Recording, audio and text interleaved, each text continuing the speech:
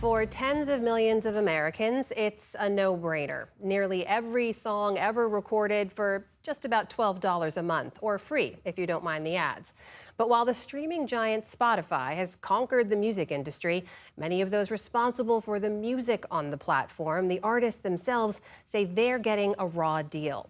It's part of our arts and culture series, Canvas. Chapel Roan! At this year's Grammys, a plea from one of pop's biggest stars, Chappell Roan, in her speech accepting the award for Best New Artist. I told myself if I ever won a Grammy and I got to stand up here, I would demand that labels and the industry profiting millions of dollars off of artists would offer a livable wage and health care, especially to developing artists. Though you don't often hear it on music's biggest stage, it's a common refrain.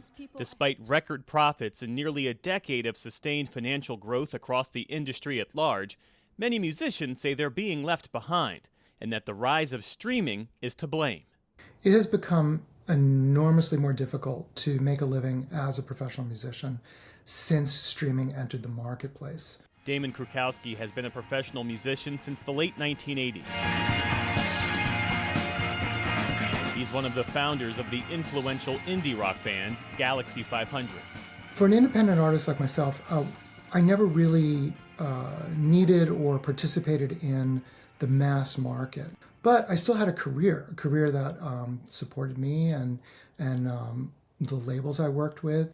He's also a member of the UMAW, United Musicians and Allied Workers, a group of thousands of artists organizing to change working conditions in the music industry.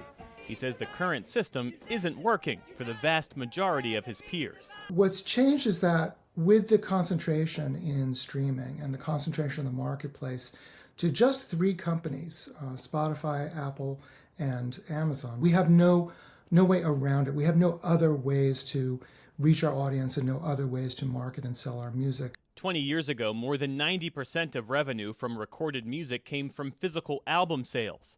But today, streaming accounts for 84% of that money. And Spotify, with an estimated 103 million American users, nearly twice as many as competitors like Amazon or Apple Music, dominates the game. And that has big implications for how artists get paid. Streaming services don't pay per stream, and they also don't pay artists directly. Liz Pelly is a music journalist. She recently published a book on the company, Mood Machine, The Rise of Spotify and the Costs of the Perfect Playlist. She says the way that Spotify pays means your subscription dollars don't go directly to the artists you listen to. Instead, they fan out across all music on the app by total listening percentage. And even that money goes to rights holders first, like record labels, before it gets to the artists. In 2020, that averaged out to about 0.003 cents per stream, which means a musician would need roughly 800,000 monthly plays to equal a full-time $15 an hour job. The reality is that the vast majority of that revenue that is passed along to the global recorded music business ends up being passed along to the major record labels. And it's not just independent musicians who say they're getting squeezed. In 2014, Taylor Swift briefly withdrew her entire catalog from the platform, saying in a Wall Street Journal op-ed, "Valuable things should be paid for. It's my opinion that music should not be free." And other big names, from neo-soul pioneer India Arie to Radiohead's Thom Yorke, have done the same. Pelly's book also unpacks the other ways Spotify has shifted music culture, like through its influential editorial playlists and personally tailored algorithms that can make or break a song. She compares some of the company's tactics to payola, the now illegal practice of secretly paying for song plays on commercial radio stations. Though Spotify says its internal marketing tools give artists a chance to reach larger audiences and don't guarantee plays. If you don't get on one of those playlists, basically nobody's going to hear your song. Little flip game over, no limit, I'm a soldier. Raleigh Pemberton is a Canadian rapper who performs under the name Cadence Weapon. His 2021 album, Parallel World, won the Polaris Prize, Canada's award for Best Album of the Year. And it's become this thing where every label and artist in the world is fighting for these few spots. How many monthly listeners you have, how many streams you have, how many followers you have on social media. It's these metrics have become extremely impactful when they didn't exist before. In a statement, a spokesperson for Spotify said it has paid out more than $60 billion to the recording industry since the business began.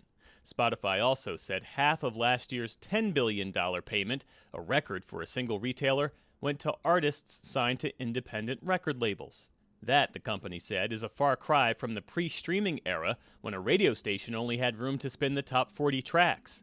It is an indisputable fact that with each year, more artists are making more money on Spotify. The number of artists generating at least $1,000, $10,000, $100,000, even $10 million per year has at least tripled since 2017. But musicians like Sadie Dupuis of the band Speedy Ortiz say artists just don't see enough of it.